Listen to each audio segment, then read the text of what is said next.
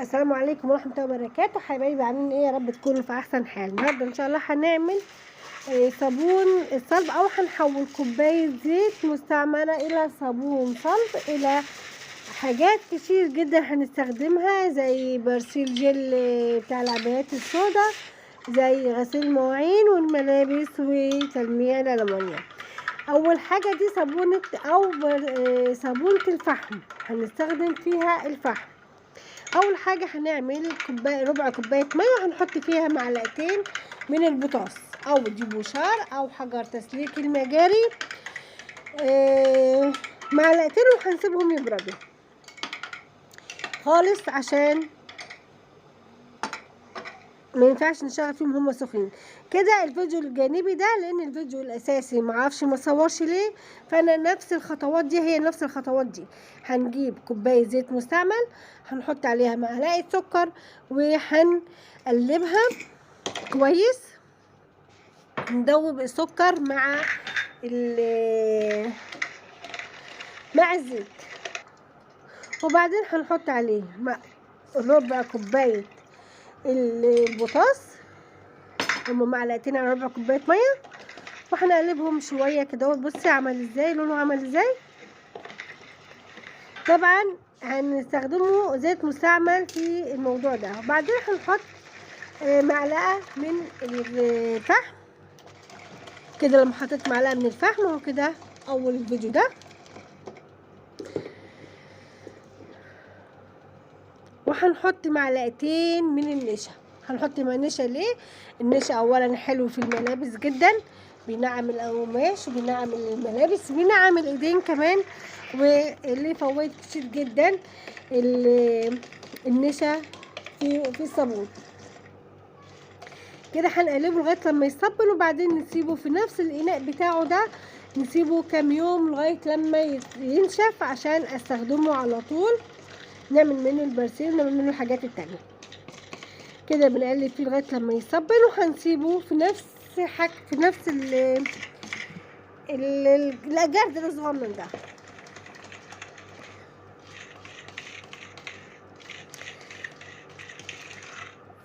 كده سيبته لمده يومين، وهنطلعه عشان خاطر ما يلزقش جامد، مش هعرف اطلعه بعد كده. كده انا هطلعه ونحطه في حاجه واسيبه ينشف كمان يومين 3 عشان يشتغل معايا ويرغي ويبقى حلو. لازم يكون نشف كده. ان طلعته، بصوا طلعته لسه طري، طلعته من الجردل، وهسيبه في الطبق كده هو ينشف لمده يومين 3 كمان. كده بعد ما نشف بشرت منه شويه قبل ما التصوير، وكده هبشر الباقي بس عشان الوقت. الكميه دي كلها استخدمت فيها حاجات كتير ما صورتهاش. خدت منه، عملت منه برسيل جل للملابس السوداء او الملابس الغامقه، عملت منه غسيل للمواعين كان تحفه، الغسيل كان جميل. يعني بصي في كل حاجه صابونه الفحم دي تجربيها، في كل حاجه تطلع 100 كده. اهو الفحم كده حطيت الميه، كوبايتين ميه، وهنحطه على النار عشان ادوب الصابون، عشان بعد كده استخدمه. زي ما قلت لكم انا استخدمته في حاجات كتيره ما صورتهاش، بس النهارده ان شاء الله هنصور تلميع الألمونيا. بصوا هنا باقي الحبه اللي فضلوا منه هنلمع بيهم الألمونيا. شايفين الحله دي شكلها عامل ازاي؟ الصينيتين دول هنوريهم لك بعد ما ندعكهم بصابونة الفحم او بمعجون الفحم. هنشوفهم هيعمل ايه في الستانلس وفي الألمونيا. دعكت بيهم كمان الحوض خليته يلمع، بس هنمشي خطوة خطوة. دي ليفة ناشفة حطيت فيها معجون الفحم، وهنبدأ دلوقتي نغسلها. نرغي الاول، الصابون بيرغي جامد قوي قوي قوي، وتحفه صراحه، تحفه في كل حاجه. يعني استخدمته في كل حاجه، اي حاجه استخدمته فيها جميل جدا. عملت كمان صابونه الفحم للبشره وللشعر في فيديو تاني، يا ريت ترجعوا لها، هبقى احطها لكم في صندوق الوصف. الفحم ده طلع حدوته تانية خالص. في كمان معجون الفحم ان شاء الله هبقى اعمله لكم، معجون الاسنان بالفحم لتبييض الاسنان، ان شاء الله هنعمله قريب باذن الله.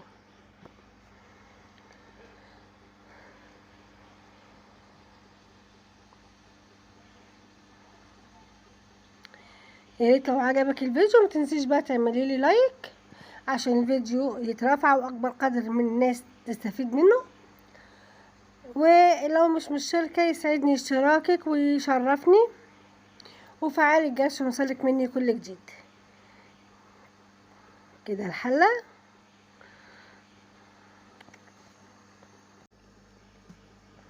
دي كده الصينيه.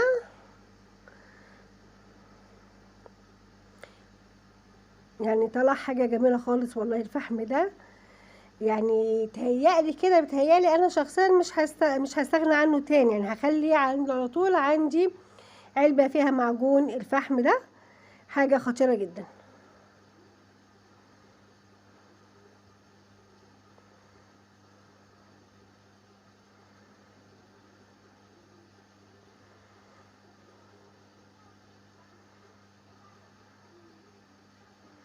والصينيه التالتة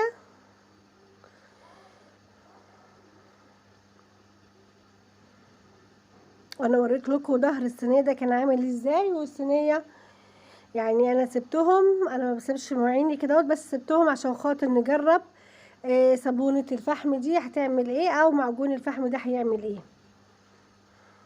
بس طلع بصراحه خطير جدا.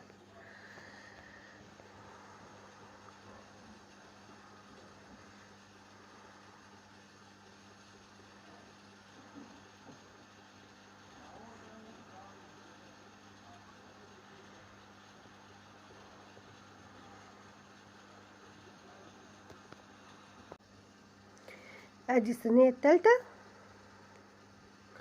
دلوقتي بقى هوريكم في الحوض ذاته الاستانلس هيبقى شكله عامل ازاي.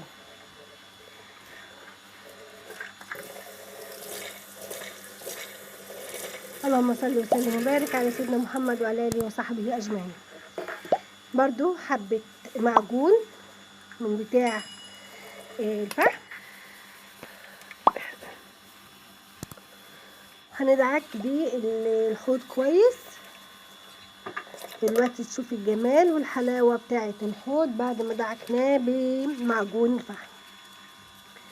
يعني معجون الفحم حلو في الاستانلس، في الالمونيا، في الغسيل الغامق، في العبايات السوداء، في المواعين، تحفه تحفه تحفه، تنظيف جامد يعني. جربيه ومش هتندمي ان شاء الله.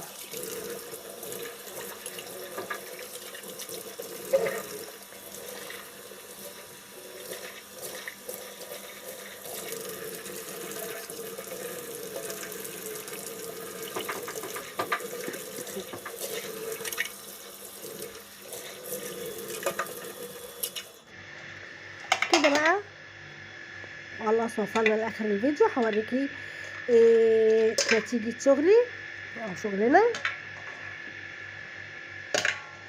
بصي وصل ازاي، ألمونيا جميلة جدا جدا بتلمع زي الفضة.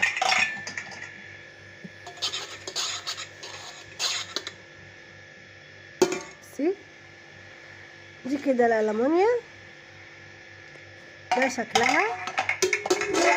يا رب يعجبك ونور رضاكي. لو وصلت معايا لغايه كده اوعي تنسي اللايك لو سمحتي.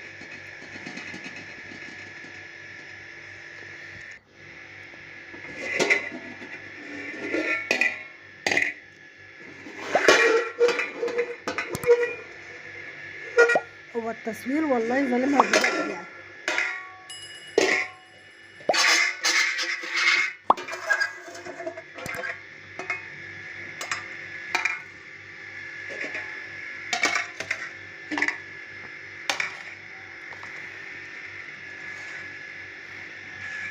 وده الحوض